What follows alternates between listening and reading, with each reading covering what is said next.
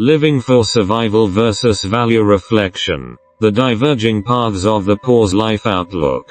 In terms of life attitude, many among the poor seem to choose a path of living for survival with little planning or pursuit for the future. Regarding life values, there is scarce contemplation as they feel devoid of any worth.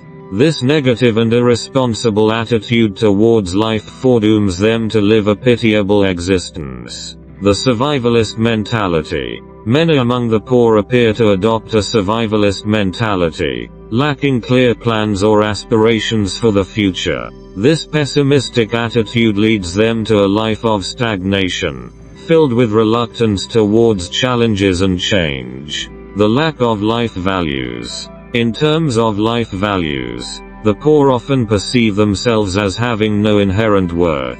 The absence of awareness and exploration of their potential traps them in an endless cycle, unable to break free from life's challenges. The inevitability of a negative outlook. A negative and irresponsible attitude towards life ultimately seals the fate of the poor to lead a pitiable existence. Without positive goals and pursuits, they struggle to escape the shackles of poverty. Breaking the mold. Reshaping life outlook.